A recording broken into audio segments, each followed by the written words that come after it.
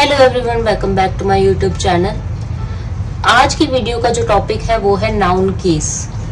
इस टॉपिक में हम देखेंगे कि नाउन जो है वो एक सेंटेंस के अंदर किस किस फॉर्म में आ सकता है।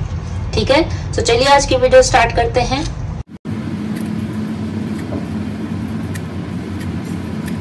तो सबसे पहले देखिए कि नाउन केस होता क्या है।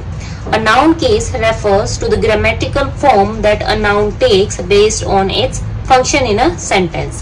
So noun case क्या होता है? नाउन केस से हमें पता चलता है कि नाउन किसी सेंटेंस में किस फॉर्म में आ रहा है। ठीक है, और नाउन केस डिसाइड होता है किसी भी सेंटेंस में उस नाउन की फंक्शन से। ठीक है, जैसे रीटा इज माई फ्रेंड, इसके अंदर रीटा एक नाउन है, ठीक है, और फ्रेंड भी एक नाउन है, लेकिन रीटा यहाँ पे एक सब्जेक्ट की फॉर्म में आया है, जबकि फ्रेंड यहाँ पे ऑब्जेक्ट की फॉर्म में आया है। ठीक है, तो हमें पता है कि रीटा जो नाउन है वो सब्जेक्ट का फंक्शन प्ले कर रहा है। ठीक है, सब्जेक्ट का रोल प्ले कर रहा है, और फ्रेंड जो नाउन है वो ऑब्जेक्ट का रोल प्ले कर रहा है। ठीक है, तो सब्जेक्ट का जो रोल प्ले कर रहा होता है नाउन, उसको हम कह देते हैं नॉमिनेटिव केस। ठीक है, और जो ऑब्जेक्ट का रोल प्ले कर रहा होता है जो नाउन, उसको हम कह देते हैं ऑब्जेक्टिव केस। ठीक है, तो इसी तरीके से हम नाउन्स को आइडेंटिफाई करते हैं और हम देखते हैं कि कोई भी नाउन किस केस में सेंटेंस के अंदर आया है। ठीक है, चलिए देखते हैं नाउन केस के कितने टाइप्स होते हैं। सो मेनली नाउन केस के 4 टाइप्स होते हैं। पहला होता है नॉमिनेटिव केस। नॉमिनेटिव केस को सब्जेक्टिव केस भी कहते हैं। ठीक है, दूसरा आता है एक्यूजेटिव केस। एक्यूजेटिव केस को ऑब्जेक्टिव केस भी कहा जा सकता है। ठीक है, आप लोगों को ये दोनों नाम याद रखने हैं। नाउ एक्यूजेटिव केस में जो नाउन है ऑब्जेक्ट की फॉर्म में आता है। ऑब्जेक्ट की फॉर्म में एक नाउन डायरेक्ट ऑब्जेक्ट की फॉर्म में भी आ सकता है। ठीक है, जिसको हम एक्यूजेटिव केस कहते हैं।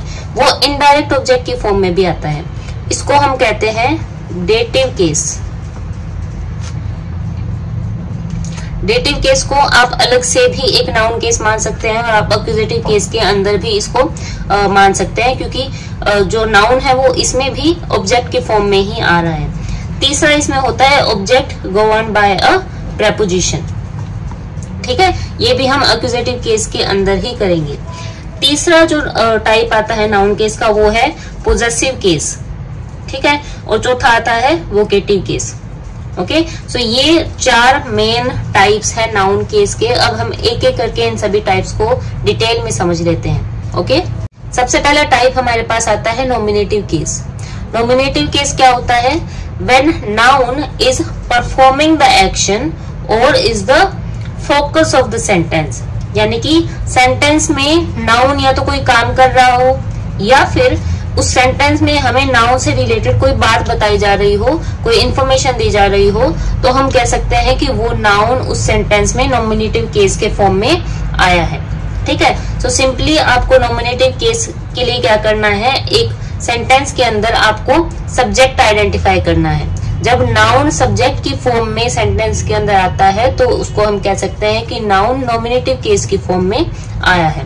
नाउ सब्जेक्ट को कैसे आइडेंटिफाई करते हैं, डायरेक्ट और इनडायरेक्ट ऑब्जेक्ट को कैसे सेंटेंस के अंदर आइडेंटिफाई करते हैं, ये मैंने डिटेल में प्रीवियस वीडियो में बताया हुआ है।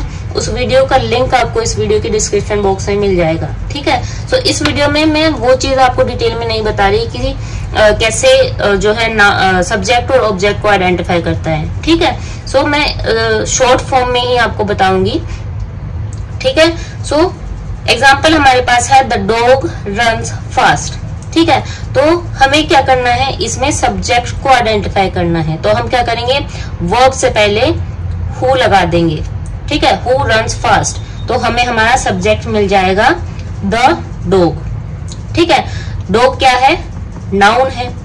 ठीक है, और नाउन के साथ क्या आता है, आर्टिकल आता है। ये द क्या है, आर्टिकल है। तो डॉग यहाँ पे सब्जेक्ट की फॉर्म में आया है, तो हम कह सकते हैं कि यहाँ पे जो हमारा नाउन है डॉग, वो नॉमिनेटिव केस की फॉर्म में आया है। इसी तरीके से देखिए, सारिका इज डूइंग सम्स। ठीक है, हम क्या करेंगे, वर्ब से पहले हु लगा देंगे। ठीक है, क्वेश्चन बनेगा who is doing sums, answer आएगा सारिका। इसका मतलब सारिका हमारा क्या है, सब्जेक्ट है, और ये क्या है, नाउन है। ठीक है, अगेन हमारा जो नाउन है वो सब्जेक्ट की फॉर्म में सेंटेंस के अंदर आया है, तो हम कह सकते हैं कि ये भी क्या है, नॉमिनेटिव केस है। ठीक है, एक और सेंटेंस देख लीजिए, द टेबल हैज ब्रोकन। ठीक है, वर्ब से पहले हम लगाएंगे व्हाट, क्यों, क्योंकि यहाँ पे नॉन लिविंग थिंग की बात हो रही है। ठीक है, तो क्वेश्चन बनेगा व्हाट हैज ब्रोकन, आंसर आएगा द टेबल। द टेबल हमारा सब्जेक्ट है और टेबल क्या है, नाउन। तो नाउन जो है वो सब्जेक्ट की फॉर्म में सेंटेंस में आया है, तो हम कह सकते हैं ये भी क्या है, नॉमिनेटिव केस है। ठीक है, बहुत ही सिंपल है नॉमिनेटिव केस। नेक्स्ट टाइप आता है एक्यूजेटिव केस।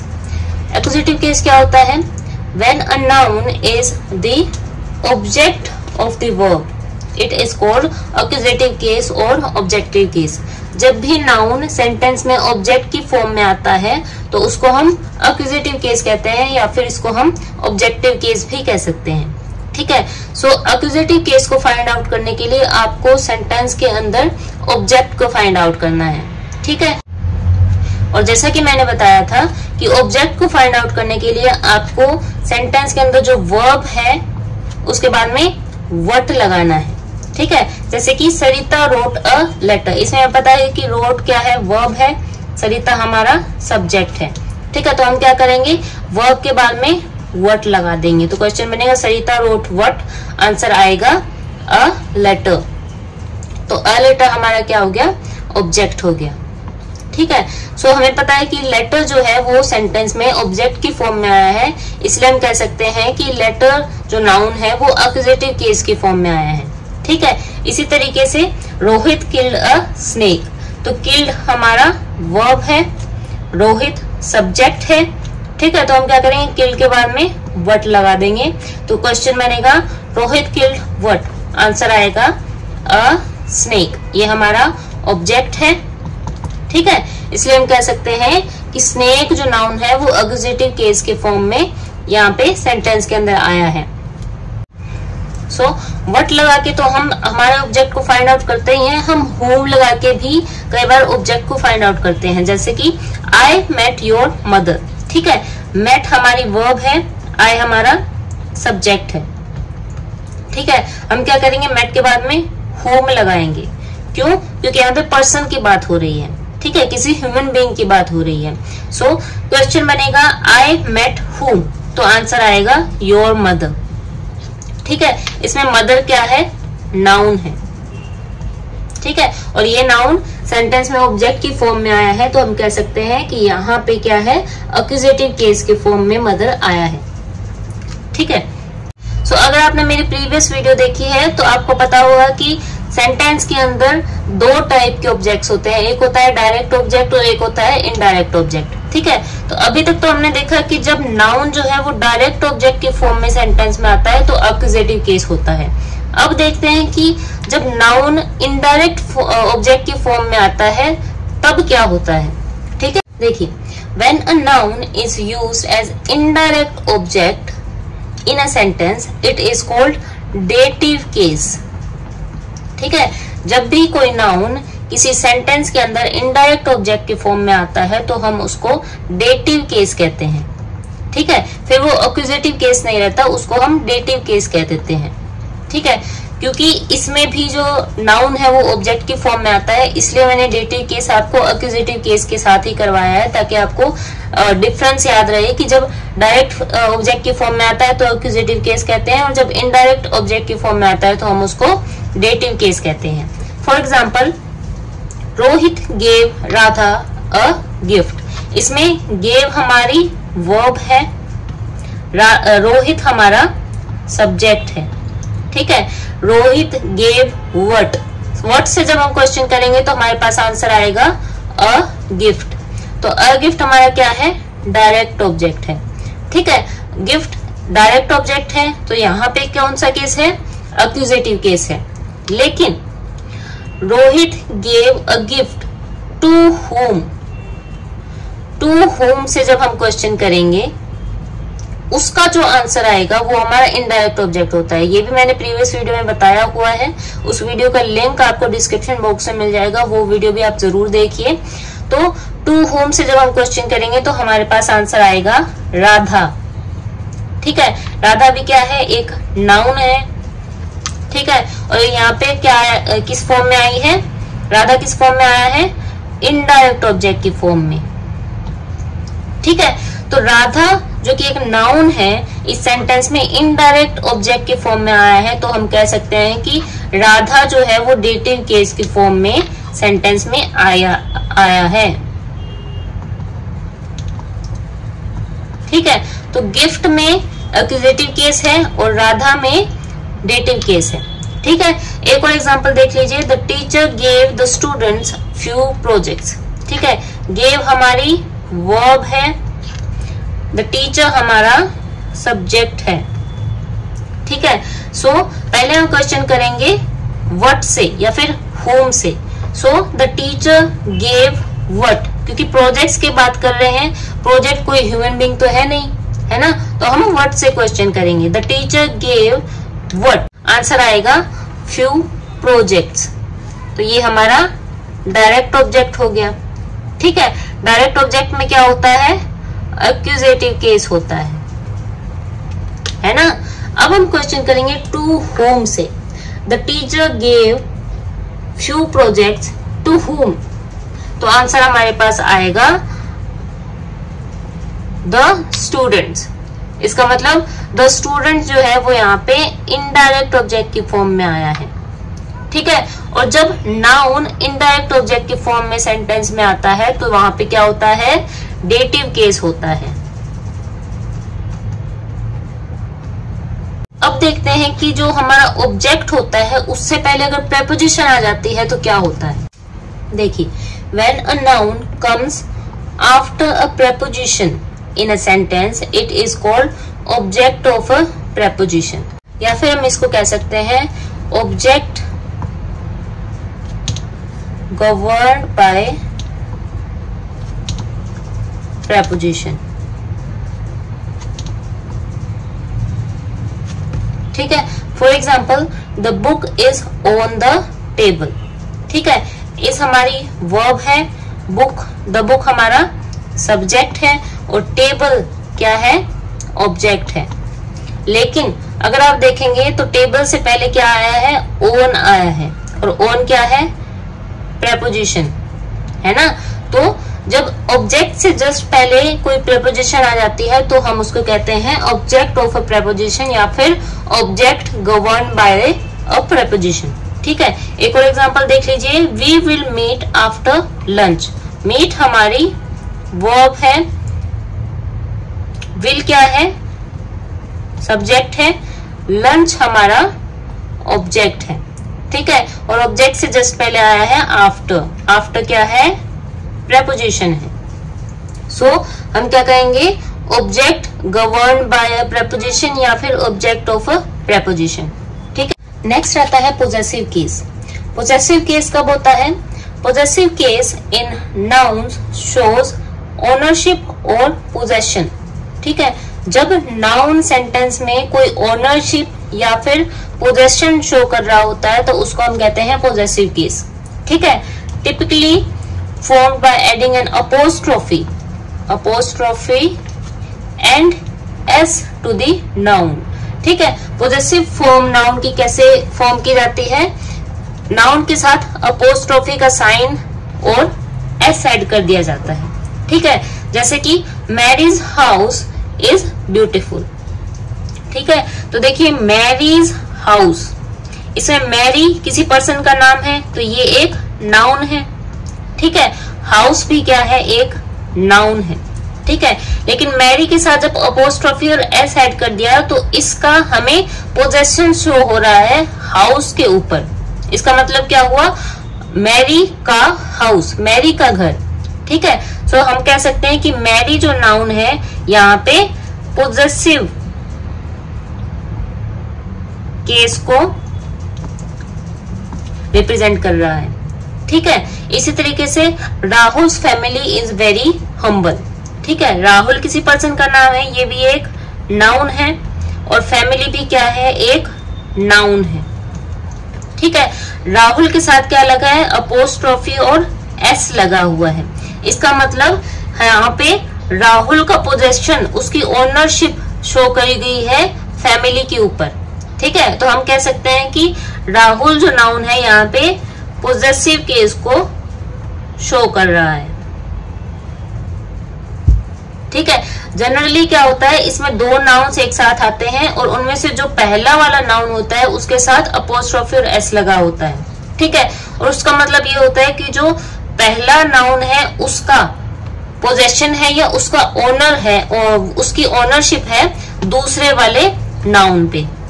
ठीक है, नेक्स्ट आता है vocative case. A vocative case is used for directly addressing or calling out to someone or something in a sentence। जब हम एक सेंटेंस में किसी भी पर्सन या फिर किसी भी थिंग को डायरेक्टली एड्रेस करते हैं तो वो क्या होता है, वोकेटिव केस होता है। For example, Rohit sit down. ठीक है, तो हम अज्यूम करिए कि आपके सामने कोई लड़का खड़ा है जिसका नाम रोहित है और आप उसको डायरेक्टली बोल रहे हैं कि रोहित सिट डाउन। ठीक है, तो आप क्या कर रहे हैं, आप उसका नाम लेकर उसको डायरेक्टली एड्रेस कर रहे हैं। ठीक है, तो इस केस में रोहित जो नाउन है ये वोकेटिव केस हो जाएगा।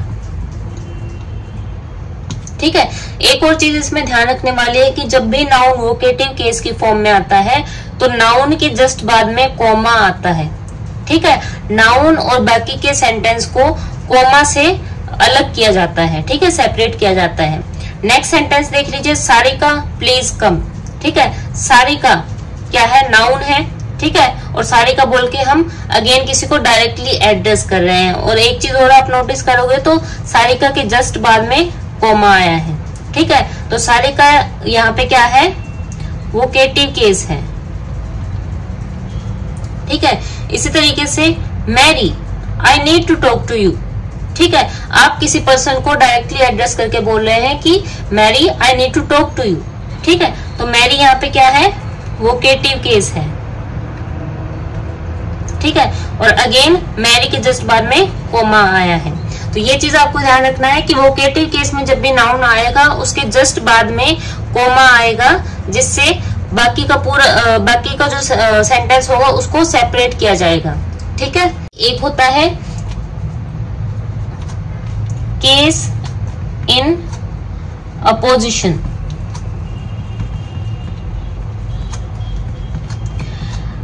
केस इन अपोजिशन क्या होता है, कई बार क्या होता है कि हम एक ही पर्सन को या फिर एक ही चीज को एड्रेस करने के लिए दो अलग अलग नाउन्स का यूज करते हैं सेंटेंस के अंदर।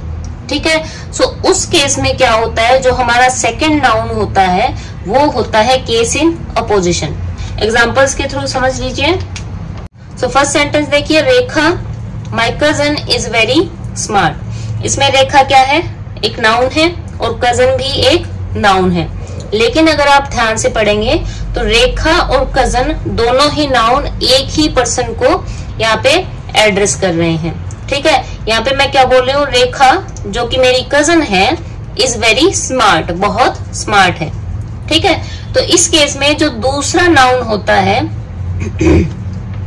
वो हो जाता है case in apposition. Next sentence है, they called John my brother. उन्होंने मेरे भाई जॉन को कॉल किया। इसमें जॉन एक नाउन है और ब्रदर भी एक नाउन है। ठीक है, और दोनों ही नाउन एक ही पर्सन को एड्रेस कर रहे हैं। ठीक है, तो इसमें क्या हुआ, जो दूसरा नाउन हुआ वो हो गया केस इन अपोजिशन। ठीक है, और एक चीज अगर आपने नोटिस की है तो जो केस इन अपोजिशन है पहले सेंटेंस में नॉमिनेटिव केस में आया है। ठीक है, मतलब जो वर्ब है उसका सब्जेक्ट है। ठीक है, लेकिन जो दूसरा सेंटेंस है उसके अंदर case in opposition objective case में आया है। ठीक है, इसका मतलब वो क्या है, हमारी वर्ब का ऑब्जेक्ट है। सो इसका मतलब ये है कि case in opposition nominative case में भी आ सकता है और ऑब्जेक्टिव केस में भी आ सकता है। ठीक है, सो नाउन केस के जो टाइप्स हैं वो यहाँ पे हमारे कंप्लीट हो गए हैं। ठीक है, डेटिव केस को अगर आप एक्विजिटिव केस का ही पार्ट मानते हैं तो 4 टाइप्स हो गए, और अगर आप उसको अलग मानते हैं तो 5 टाइप्स हो गए। इसी के साथ हमारी आज की वीडियो कंप्लीट होती है। आई होप ये वीडियो आप लोगों के लिए हेल्पफुल रहेगी। Thank you for watching.